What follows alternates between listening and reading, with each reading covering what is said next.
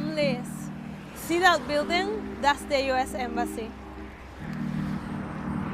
When I was 6 years old, my grandma used to bring me on marches here to the Malecón, al frente de la tribuna antiimperialista. Somos revolucionarios y nos cambiamos de camisa. Fidel Castro would give speeches, but I never saw him because the crowd was too big to get close. It was so much fun, jumping and chatting. Es que no salté ya aquí. But in 2014, everything changed. The two countries re-established relations. 8 months later, the U.S. Embassy officially reopened. Dos pueblos ya no enemigos ni rivales, sino vecinos. The goodwill didn't last long. The U.S. believes several State Department employees at the U.S. Embassy in Havana have been subjected to acoustic attacks. Like a Cold War spy novel. Perhaps some sort of ultrasonic spy weapon was used. The symptoms include hearing loss, dizziness, headache, fatigue, unexplained sounds in their residences. The Cuban government either did this or they know who did it. I do believe Cuba is responsible. I do believe that, and it's a very unusual attack. Mysterious attacks, acoustic attacks, sonic attack, sonic attack. The Trump administration announced Friday that it is pulling more than half of its staff out of the American embassy in Havana. The U.S. shut down consular services for Cubans, making it almost impossible to get a visa. Scaling down the embassy also marked an end to U.S. engagement with Cuba. Trump reversed Obama's Cuba policy, and on top of that, he imposed new sanctions that devastated our economy. COVID made things even worse. Pero por suerte, Biden was elected. No te adelantes a los acontecimientos. Under Biden, nothing's changed. Tenemos que asegurarnos de que nuestro personal en la embajada no corran peligro de un ataque de microondas o no sé cómo lo están llamando hoy. There is no evidence of an attack. Pero ¿desde cuándo las políticas de agresión de los Estados Unidos dependen de la evidencia? Saddam Hussein is determined to keep his weapons of mass destruction. Weapons of mass destruction. Weapons of mass destruction. Operation Iraqi Freedom has begun. If they lied and manipulated public opinion to invade Iraq, ¿qué puede esperar esta islita del Caribe?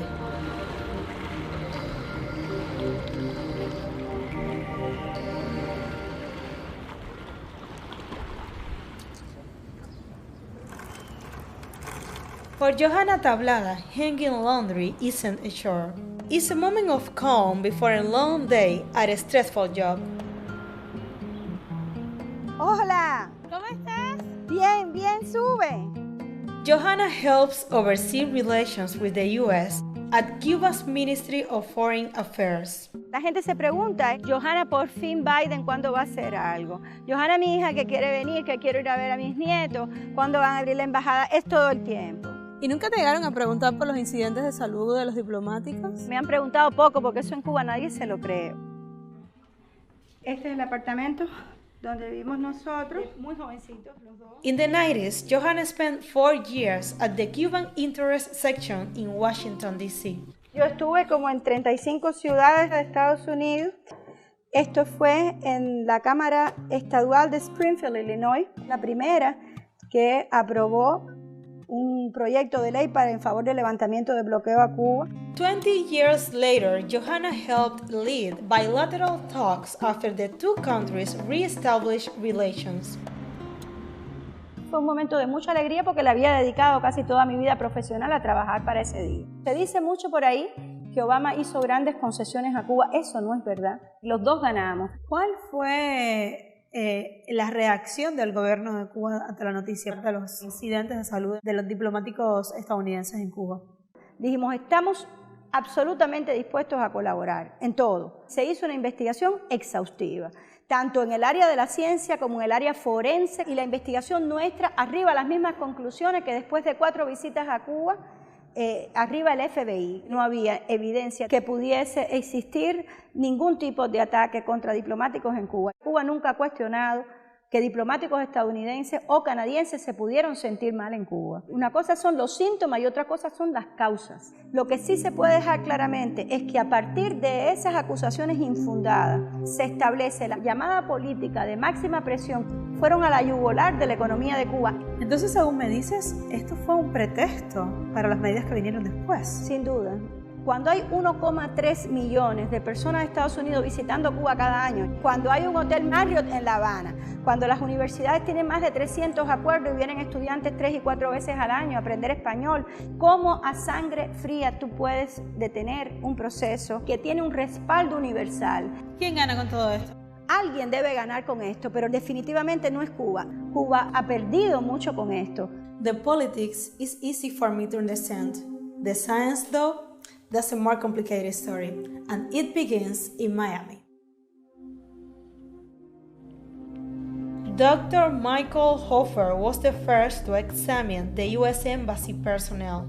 When they saw me, they just didn't feel quite right. As a military doctor in 2009, Hofer gave an unapproved drug to U.S. soldiers suffering from traumatic brain injury in Iraq. Turns out, Hofer held 2 patents on the drug. Several years later, Hofer was pitching another product. We expect and hope that these goggles will be on the market in the next 12 months. Hofer used the goggles he helped invent to diagnose the U.S. personnel. The University of Miami does concussions for a living, and that's important. By August 2017, the State Department had moved on from Hofer. The U.S. diplomats and CIA agents were sent to the University of Pennsylvania. The UPenn investigators published their findings in the Journal of the American Medical Association, JAMA. They suggested the U.S. personnel appeared to have sustained brain injuries. Then, the State Department commissioned a study by the National Academies of Sciences, Engineering and Medicine, NASEM. NASEM concluded that microwaves were the most plausible cause of the symptoms. We viewed this as plausible, but again, we didn't have any direct evidence that this could explain the entire story, or even parts of it. We were not confident. The media, though, showed no lack of confidence in the microwave theory. And soon, reports of microwave attacks appeared everywhere. The condition has now spread beyond Cuba to every continent. In Vienna, China, Russia, in India, Uzbekistan, Bogota, Havana syndrome in Hanoi. Directed pulse microwave energy. Possible attacks are being carried out by foreigners. Directed energy attack. This is so weird. The media reports may be weird, but the science isn't. The public was being exposed to information that really was not scientifically based. Nobody has seen the raw data. This is anti-science. If you're going to posit a microwave weapon, you have to show that such a weapon exists. What's your opinion of the University of Pennsylvania study? Data was flawed. There were MRI of the brain were essentially normal. And there's absolutely no evidence that anybody has had brain damage. They assessed these people with 37 tests. And the criterion that they used to establish that they were pathological was failing at least at one of these 37 measures. The threshold that they used was 40% of the population, which means that the authors, the editors, the US personnel, anybody tested with those criteria would be classed as pathological. There have been reports of microwave attacks, not just in Havana, but everywhere. What do you make of this? It has not been shown that microwaves cause the symptoms that people are describing. In order to have something happen inside someone's skull, you'd have to char the outside first. Back in the 1970s, the military asked us, can you make directed energy weapons? There were a number of people at Los Alamos who were looking into this possibility. We've been trying to do it for 50 years. It just doesn't work in the real world. One of the big issues is mass psychogenic illness, and there have been studies suggesting about 50% of patients have symptoms and complaints where after complete medical evaluation, no explanation for the symptoms can be found. I see patients with these symptoms on almost a daily basis, and nearly all of those are so-called psychosomatic symptoms. Most people have symptoms every day, and if you focus on them and if you become very attentive to them, they actually become magnified. Michel Valdez Sosa is the director of the Cuban Center for Neuroscience. He leads a team of Cuban scientists who have investigated the Havana health incidents. Dr. Michel, did you study the diplomats? We're never offered the opportunity of working with the clinical histories of the diplomats, the results of their images. We simply had to read what was published. Not having access to the data makes research on this topic very difficult. But it doesn't take that much research to be able to simply eliminate some of the explanations which are continuously being propelled by the media. However, trying to be heard is extremely difficult. We've written to several journals, we've written to newspapers, and most of them don't want to touch the story except if it's the official version that's being supported from the United States. Today, Michel is heading to a press conference to present his team's latest report. How is talking to the media? The media still talks about the Havana syndrome. It's a real new disease, and this narrative has no scientific basis. It's difficult to understand how many people have swallowed this story with no critical thinking. Okay, but why now? It's still an obstacle to normalization of relationships between the US and Cuba. So if you don't take the trouble to debunk false beliefs, they simply multiply and they can influence people. We need to set the record straight. In 2018, Michel, who was born in Chicago, traveled with his team to Washington, D.C. They hope to collaborate with U.S. doctors and scientists investigating the incidents. Instead, Michel says State Department officials refused their request. Why do you think it's mistaken to refer to this phenomenon as Havana syndrome? All the symptoms like vertigo, like dizziness, like sleep disorders, headaches, very, very common. So this is an heterogeneous group which could be explained by known symptoms. You can't give a name to something that doesn't exist. ¿Cómo ustedes responden a los cuestionamientos que surgen debido a la parcialidad que pudieran tener sus conclusiones, sobre todo por los vínculos de la Academia de Ciencias de Cuba con el gobierno cubano? The same could be said about the National Academy of Sciences and their report in the States. In fact, they were paid by the State Department to make the report. So we're not saying, believe us. We're saying, let's critically examine our proposals, our explanations. Dr. Michel, ¿qué le pareció la conferencia? This is going to be hard because there's like a wall. The international media usually reflects what is being said in the US. But I think that eventually the truth will come out. Hear that sound? Son los culpables de los supuestos ataques sónicos. Grillos. Don't believe me? Ask the State Department. In 2018, the State Department secretly hired a group of elite scientists called JASON. Not even NASA knew about it. The JASON report found that crickets were most likely the source of the sound heard by US personnel in Havana. Microwaves were largely ruled out, and psychogenic illness was cited as a possible cause. The Trump administration buried the JASON report. 3 years later, it was revealed by journalist Dan Bergano. You'd think major US media outlets would pick up this story. Instead, most ignored it completely.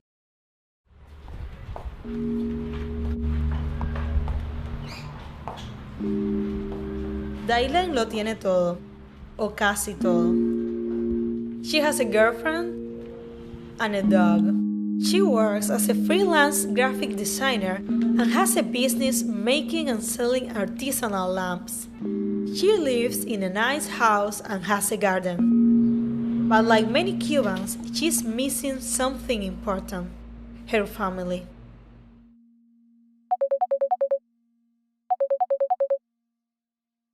Hello. ¿Ya desayunaste? Yo ya desayuné. ¿Y tú? Daylen's mother, father, and sister emigrated to Tampa, Florida in 2015. Daylen stayed behind, but that wasn't the plan. La familia por parte madre fue la primera en irse, hace el proceso de reclamación para mi mamá. Y entonces el núcleo familiar entramos en ese proceso de reclamación.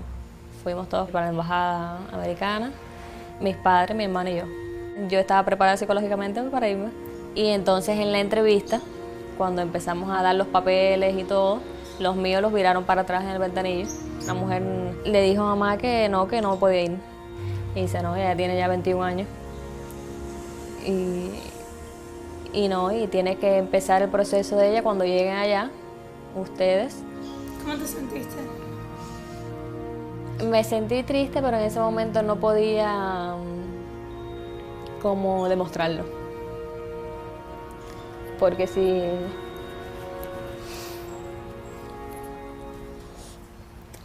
no podía demostrar así que estaba triste, porque entonces mi mamá iba a decir que no se iba. A year after moving to the U.S., her mom requested a visa for Daylen, but it was too late. ¿Recuerdas qué fue lo que pensó cuando escuchó que la administración de Trump iba a cerrar la embajada? Morirse, porque ella sabía ya que eso era demorar el proceso y bueno, demorar que yo fuera para allá.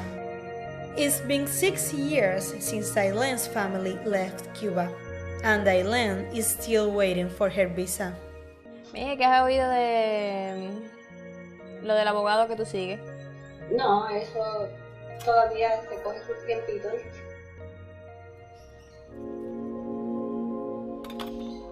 Daylen moved on with her life in Cuba. Then, in March, she learned her visa process was finally moving forward.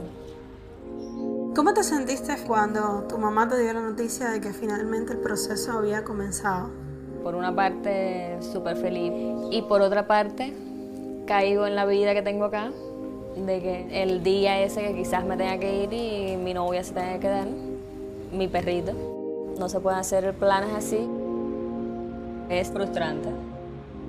Mi vida, como tal, socialmente, se ve afectada por la administración que hay allá.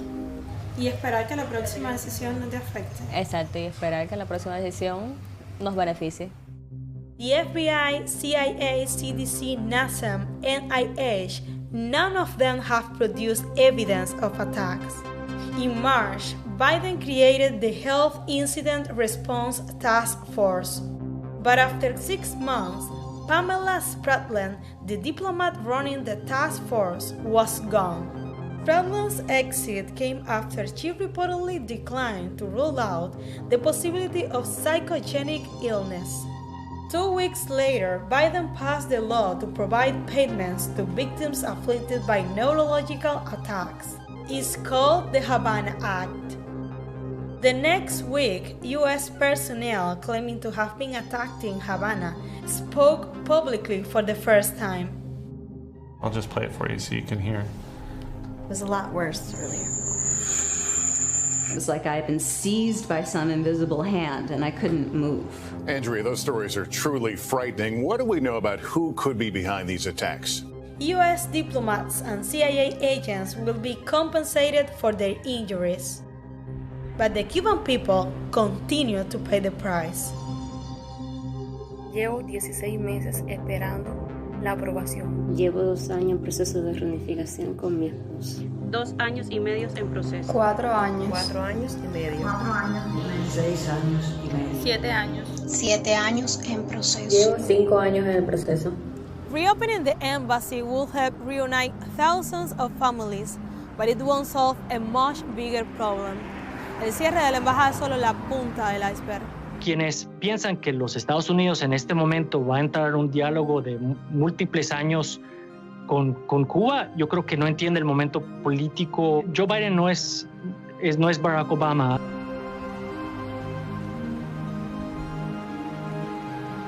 For the Cuban people, it doesn't seem to matter if the US president is Trump or Biden, Republican or Democrat. Al final, la guerra contra Cuba es la misma.